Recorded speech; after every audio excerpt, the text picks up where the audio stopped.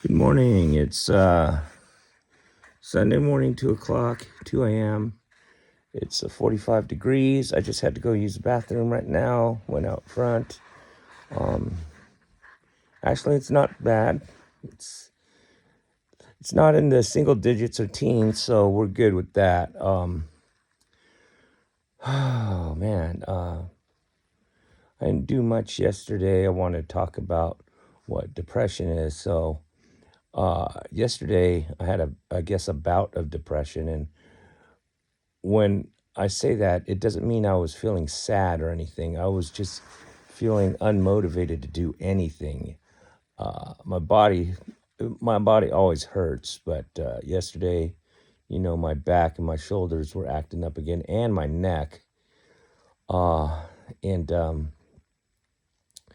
I just didn't feel like doing anything. I mean, the highs yesterday was 56, so it wasn't that cold at all, at least to me. So I just didn't feel like doing anything, and I have had plenty of days like that since I've got here, and yeah, yesterday was one of them, and before I fell asleep, you know, tonight, I was tossing and turning, thinking about or overthinking about how I wasted a day, just laying here. I napped uh, during most of the day, plus. I watched a little YouTube and just sat here and was just thinking about, you know, um, just a lot of things running through my head, and I just really didn't feel like doing anything. It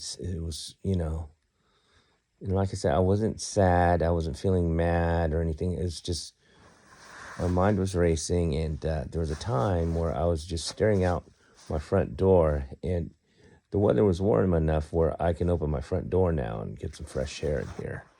And so I was just staring out and just looking at the beauty of this place. But at the same time, I was sitting here, here she comes. I was sitting here thinking, man, why aren't I motivated to do anything? Why wasn't I vibing with the day? You know, I was up, I'm alive. Why? And maybe, I don't know.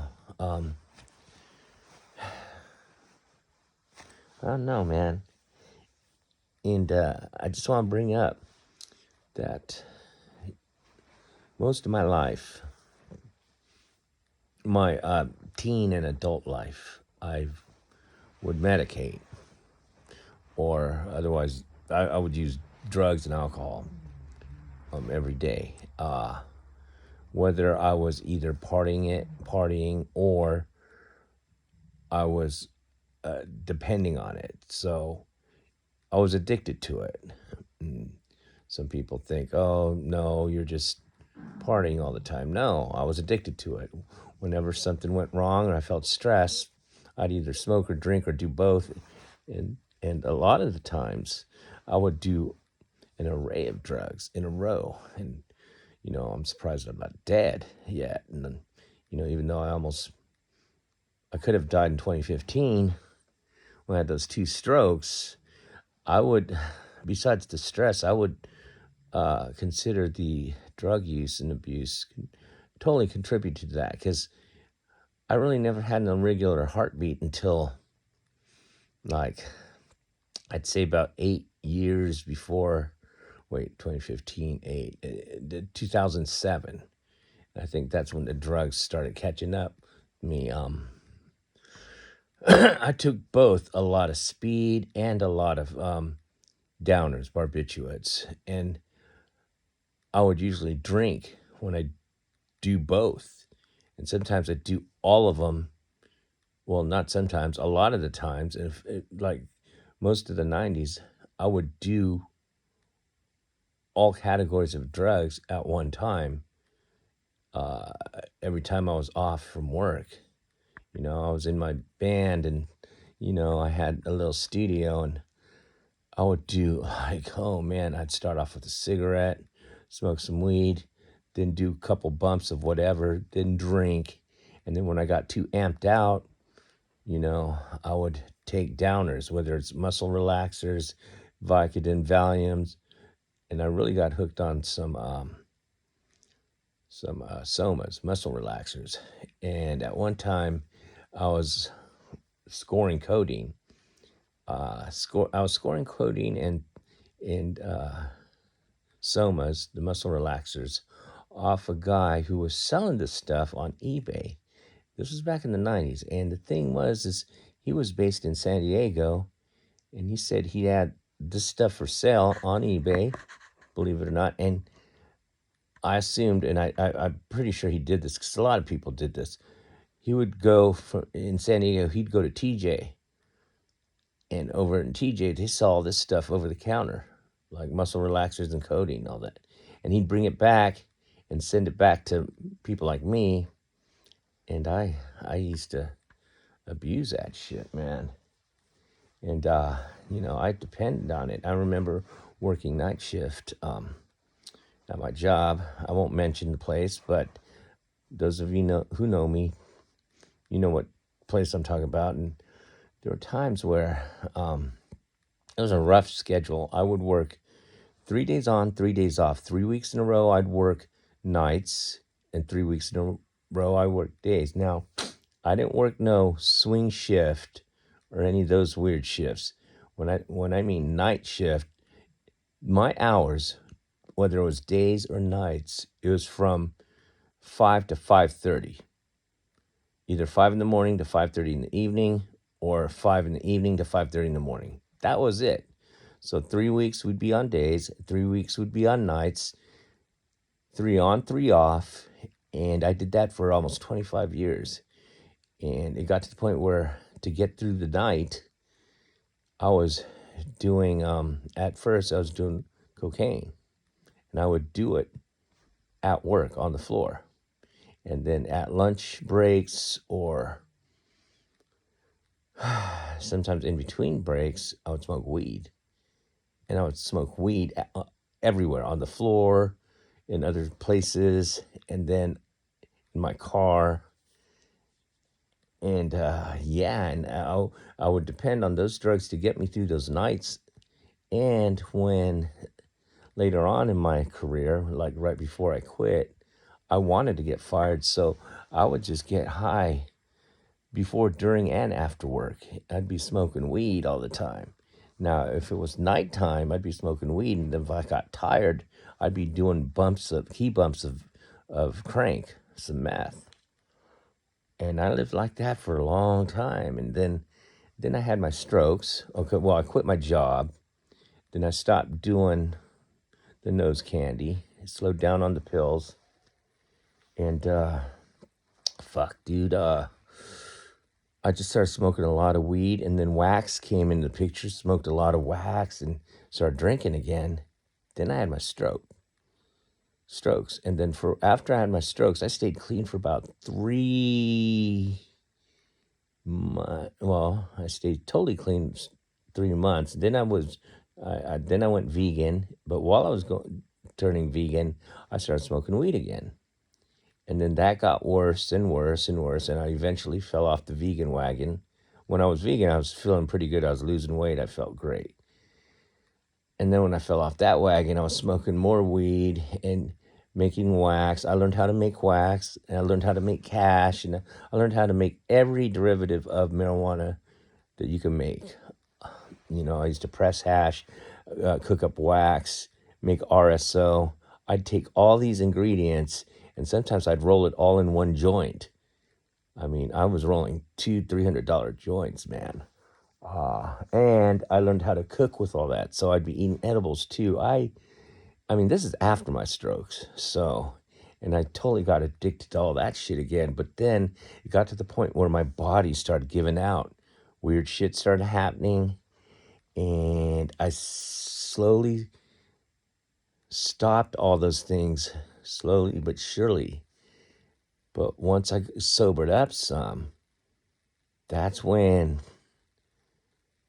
shit got mental. That's all I could say, because I was handling stress without medicating. So I started getting real bad cases of anxiety because, like, let me put it this way: when I played my band, whenever I played in my band or played music, no matter what, performing, I was always fucked up. I was like, I remember only twice where I was clean and I played, and I thought I was playing like shit because I was shaking, but people had told me, man, that's the best I've ever heard you play. I'm like, wow. So you gotta imagine, when you start being clean and you're handling stress, sober, when you have handled stress and all that, partying all the time or being fucked up, it's a shock to the system and it fucks with your mentals. So, and I remember in Oxnard, it started happening where I used to go bike riding all the time. I slowly started just staying in the house, eating pizza, not leaving the house, just watching TV. And then I remember a time where it's like felt like I was afraid to go outside. Basically, the agoraphobia started kicking in. And so I figured, man, I got to make a major move. I'm burning out here in Oxnard. So I finally said, fuck it. I sold my house, grabbed all the money, and I moved to Central California. And with that money, I kind of went crazy. I spent all that money in like 2.5 years. I know that's fucking crazy, but I think it was all this pent up stress and people always telling me what to do, whether it was at work or whether it was my parents or like, Junior, do this, Junior, do that. It fucking almost all my adult life, I'm always being told what the fuck to do. And at the time, I just would say fuck you. I'd get fucked up, and I would do whatever was asked of me. And then, so when I moved to Central California, I took all that money and I spoiled myself, and I had a good time, and I have no regrets with that. No, I just did it, and I think it was all that pent up bullshit in my head, you know. It just all came out when I cleaned up and I had all that money. I said, fuck it. I'm going to buy this, buy that, go here, go there. And I tell you, I treated a lot of motherfuckers out there to whatever. You could dinners, they needed money. I just like, here, sure, here, take it, And then let's jump to now where I got in this predicament. And it wasn't like I expected people that I helped or I treated. I didn't expect them to help me back or anything.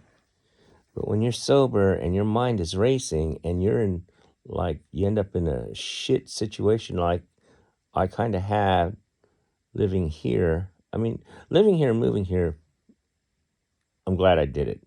However, when I needed help, you see who you see the true character of people come out. And I've really never had to ask for help, but I had to, like, I was so desperate, I started asking for help. And then I saw true characters of people that I had helped. Some are good, a lot were bad, but whatever, I had to push on. And that led me to a few breakdowns here, and I didn't know that I would break down, but I did quite a few fucking times.